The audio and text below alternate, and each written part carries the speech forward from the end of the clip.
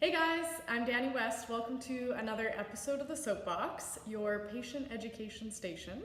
Apologies for the delay on this episode. I have been brutally sick, along probably with everyone else these past couple weeks. But we are getting back at her, and I've been recently inspired from a workshop that I taught on the weekend called Anatomy in Clay. We teach it here at Embodied Pilates for the teacher training program. It's a pretty intense 10-hour weekend course where we basically teach anatomy from scratch, but with the help of these amazing models. And it is a company called Anatomy in Clay. You can look it up. And they do provide models and building instructions along with the plasticine.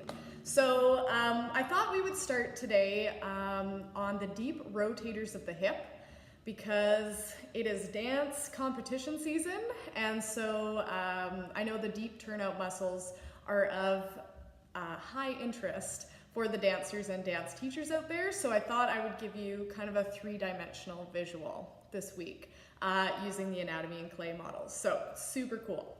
So basically, we're gonna start with the deep external rotators of the hip, which are essentially our turnout muscles. They are not your glutes. Yes, the big glute muscles on the outside can help, but I find that in dancers, we almost need to detrain them a little bit. So I know when I was growing up, my dance teacher would come along and she purposely grew her nails out super long on her index fingers, and she would come along and actually like poke our butts essentially to make sure that we were engaging our turnout muscles.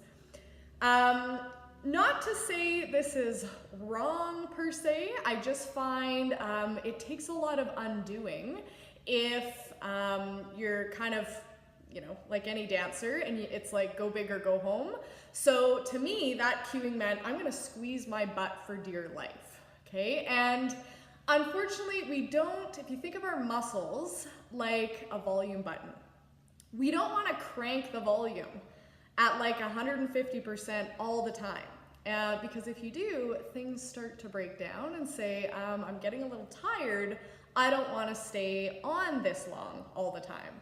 Hence the glutes. And so dancers often complain of like super tight hips, hip impingements in through the front, and I find a lot of the time it's because like they're overactive in their glutes, their glute medius, they're like on fire trying to hold their turnout, when really we can work more efficiently. We can turn the volume down on the glutes and be able to do a plie, hold our turnout with soft glutes. It is possible because of these deep muscles that kind of tend to take a holiday when the big muscles are taking over.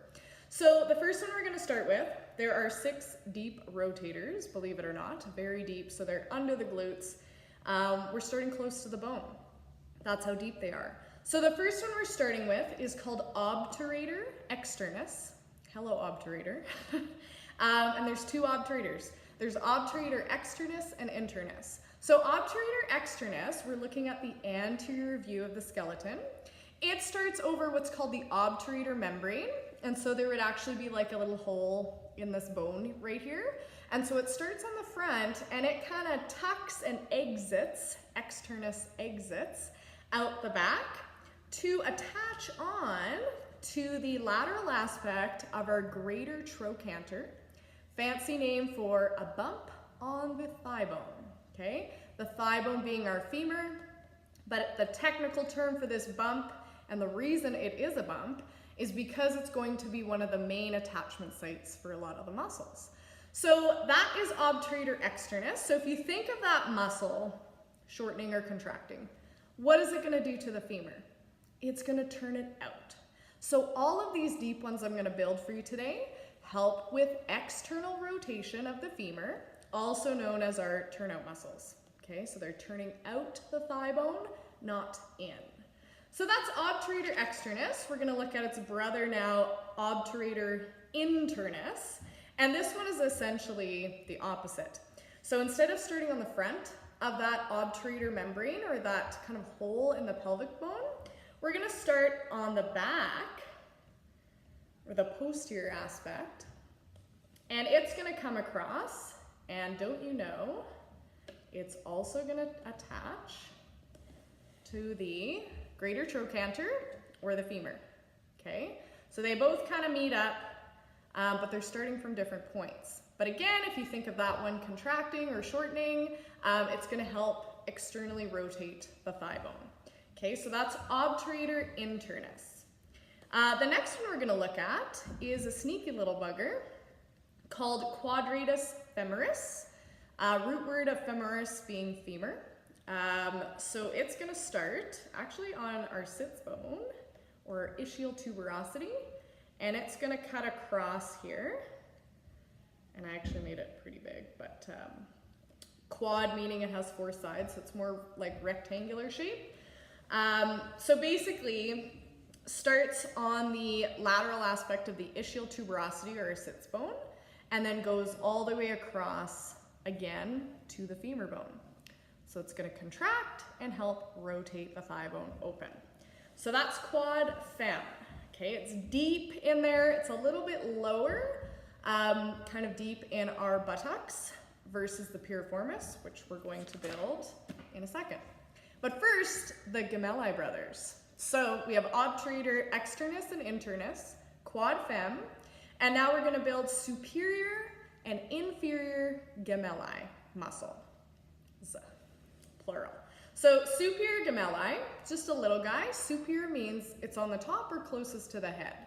And this is going to start, we call it the ischial spine. It's basically being very particular about where on the hip bone it's going to attach. So it goes from there, and guess where it attaches?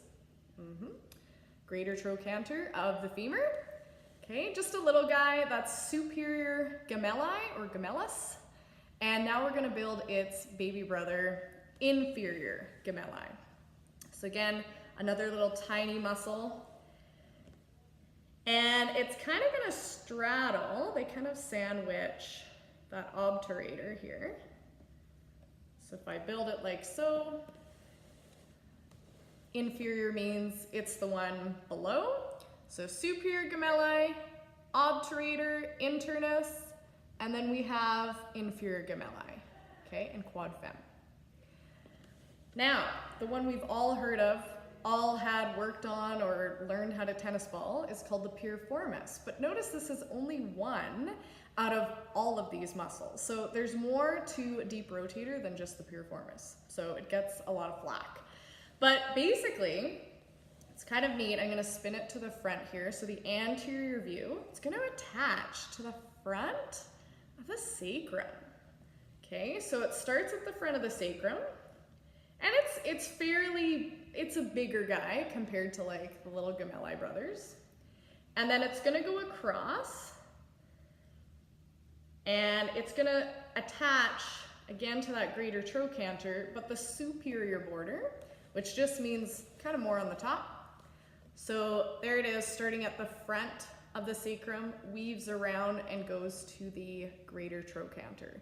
And again, if you think of all of these working as a team, they laterally rotate or externally rotate the thigh bone.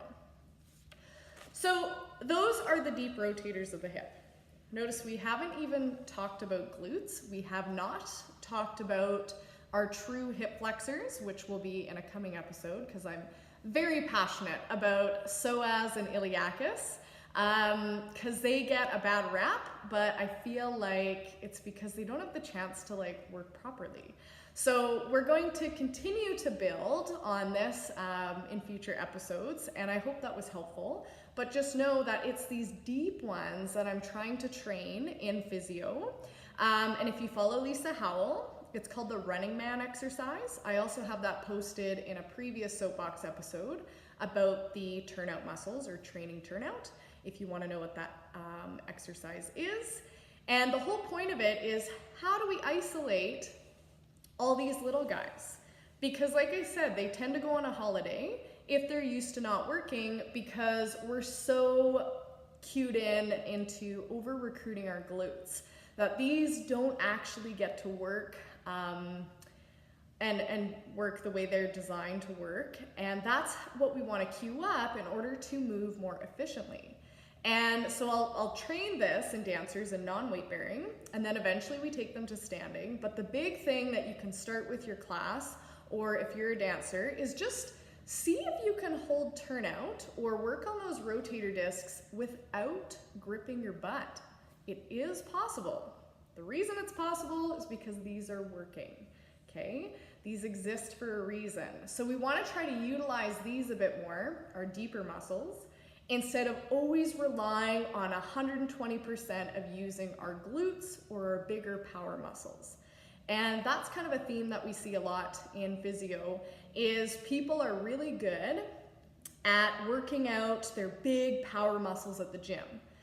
What they tend to kind of misinterpret is, they just don't know how to work the deep muscles, and that's where the core comes in too.